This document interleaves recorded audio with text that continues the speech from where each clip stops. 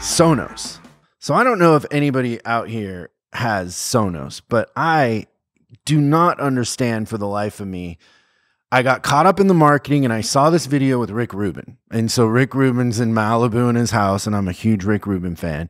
And he's sitting there listening to the Sonos speaker in the middle of some room on the beach. And, you know, I love Sonos and I help tune it or whatever. And so I'm like, okay, I'm buying the Sonos. So I buy the Sonos. It's probably like $900. It's the big one. And I put it in my bedroom. And then it just tortures me. And I've spent so much money on it, I can't get rid of it. But Sonos has a proprietary app.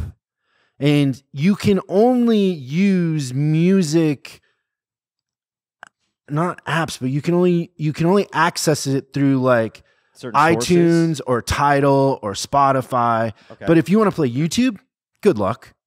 So you're in your bedroom, you're laying in bed, you want to watch a Jordan Peterson video? You can't. Go to hell. Is that what you do when you lay in bed? Yeah, basically. If Jordan only knew. if Jordan Peterson only knew. We're trying to get him on your show. Maybe we shouldn't admit this. I'm there in bed. What do you imagine I'm wearing, Jordan Peterson, when I'm watching your YouTube videos? Well, I'll leave that to you. But so you want to watch Jordan Peterson on YouTube? Forget it. You want to watch a video in Dropbox or listen to, okay, here's another thing. I have these hypnosis things that Dr. Pratt made for me that are great. And one of them you fall asleep to.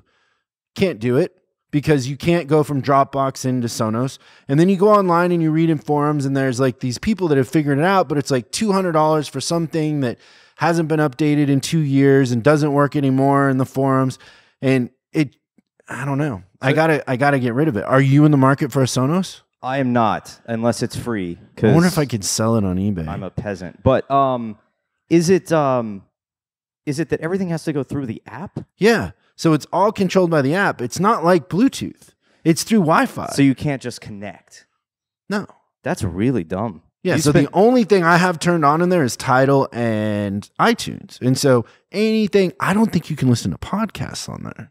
Are you? Which should be a sin. You're a Tidal subscriber? Yeah, I love Tidal. You're the one.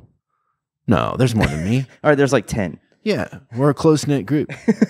We're all Kanye fans. You don't like Tidal? I actually haven't checked out Tidal because I don't have Sonos. No. Tidal, you can use it on your Android or your phone, but no, it's great. Support Jay-Z. Come on. I will. I'll support Kanye. Oh, he pulled his stuff off, didn't he? No, it's on there. I thought Kanye was No, they just owe him money, I think, or something. But his stuff's still on there. So that's your first paperweight. So the Sonos is a paperweight. If anybody's in the market for a Sonos, let me know. Discounted? Yeah, for sure. Because I'm thinking about getting the Bang Olufsen. Because I have the Bang Olufsen that I use when I box in the morning, and it's great. It's Bluetooth. It's easy. It just comes off my phone. No problems. No communism. It's a capitalist. Sonos is a communist country is basically what it is. It's communist. It really is. And I don't understand. Their stock is up. It's all about control. They're selling. Yeah, they're trying to control me, and that doesn't work. I'm an entrepreneur because I can't be controlled. You're a free spirit. I don't want to go to a 9-to-5 job every day and clock in. I want to drink at 3. Lay in bed. Smoke cigars. Yeah. Watch Jordan Peterson. Wearing a beard. Yeah. Just a beard. All I'm wearing is a beard for you, Jordan. Okay, the second paperweight. You ready for this? Yes.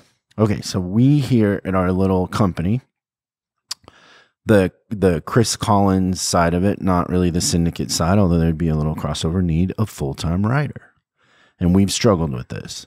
And so Patricia in our office, our Patricia extraordinaire, we've hired so many paperweights as writers. They last like a day, they last a week. One time we had one last a month, and then after a month they hadn't basically done anything. Does the description say sit on paper or actually write on it? No, it's write on it. And so we've gotten better and better at interviewing for the position. And I was beating her up at a morning meeting about it a little bit, and she's like, "Oh no, you're an alcoholic." I got no, this was before that. Oh, okay. She says, "I got a guy. I'm really excited. You're gonna love this guy. He worked and produced on a network show," and I'm like, "Okay, bring him in." So they've all Skype interviewed him. They've talked to him on the phone. They're super excited. So the guy comes in to interview, and I'm like, "Man, I don't know. I just got this feeling like he's in his 40s. He just doesn't seem like my kind of go get him guy. And really the ideal person for that position is somebody who's like a Viceland reporter, like more than a writer, because I can write, I can figure out the writing part. What I want is somebody who can go out and find content that nobody else can find. I really want somebody who will dig and dig and dig until they'll find, because there's so much great content out there, right? You can pull up YouTube and learn how to sell more. You can pull up YouTube and learn leadership, right? So if we're going to put content out there that we're going to sell, it has to be content that comes from real facts, real studies. It can't just be a great title on a book and lay it up. I want my theories backed by real studies. And I want somebody who I can tell, hey, this works in business this way, but tell me why it works. Go find the Stanford study that justifies why it works. Because I feel like in training, when you back it up with a story and a study, it sticks with people, and then they can go implement those strategies right away. So I'm telling this guy in the interview, I'm like, I don't see it. Like, I don't see that you're going to go do this research. And he's like, no, on TV shows, it's crazy. I had to pull all this stuff out of my butt, and I'd be up until 1 a.m. on deadlines. And weird thing about Scientology too, that they were chasing him. Wait, what? Because he did it. Wait, he did a show. You can't bypass that. He did a show that involved that church. And then I guess everywhere he went, they would call and harass him, and allegedly, I don't know. I've heard they do that. Well, yeah. I saw it going clear. I mean, I don't want to talk bad about him because I don't want him to because you're scared of him. I don't want him to chase me, but in a lot of those shows, they do go after the people that actually try to expose them for whatever. I wish we could start a gang like that. Is it really? There's a couple people I'd like to really send my congregation after. Yeah. I mean, we could give it a shot. I just want these people to walk out of their house and my people are just standing in their driveway staring at them. Like, that'd be awesome. They don't have to beat them up or anything. Just stand there. Don't speak. Just stare. Yeah, just like follow them to work, whatever. Just drive them crazy. So I'm like, okay, this is the thing. I don't know that this guy is gonna make it, but he tells me that he hits a deadline. He works until 1 a.m. And so I'm like, okay, let's do a 1-week test. And so you're going to come in, you and I are going to sit for 3 hours. We're going to go through some content. And then I want to see how fast you can turn the content around and how good it is. So we sit for 3 hours, and I immediately get the vibe that I'm dealing more with a Charlie Brown than a Michael Jordan, if that makes sense. Do you know what a Charlie Brown is? Well, they're both bald. So they are both bald, but that's where the commonalities end. So a Michael Jordan's a performer. A Charlie Brown, you trust him with the keys to the building. Like, they would come in on time. They would show up on time, but they're never going to really perform at a high level. Right. They're Charlie present. Browns. Yeah, they're present. That you can trust that they'll be on time, but that's about it. They're not going to show you any magic. So I'm getting the feeling that that's what we're dealing with. So at the end of the 3.5 hours, we went over a little bit. I got other people waiting. I got to be in another meeting. And I'm like, okay, well, work on this the rest of the day today and send me what you do tomorrow. Oh, he says, well, no, I'll have something for you by Tuesday. This is Thursday morning. I'm like, no, I want to see something by at least by the weekend. Now I'm negotiating backwards, right? I'd like to see, can I have something to read on Saturday morning, like with a cup of coffee? Well, we'll see, but Tuesday. And I'm like, and he goes, well, I can only write like 3 hours a day. And I'm like, you're a full-time writer. How do you write 3 hours a day? Does he have carpal tunnel? No, well, you're typing, right? Yeah, but if you type a lot, like, your hands get hurt. I mean, I'm not trying to make excuses for the guy, but okay, so he's a paperweight. Yeah, clearly, like. I told Patricia, get me a real writer. Come on. Like, I want a young kid that loves business, that wants to dig in, wants to learn something, wants to go to the library, wants to learn from me, wants to create amazing content, wants to make... The thing with these people that drives me crazy is they don't give a shit about our audience. It's them.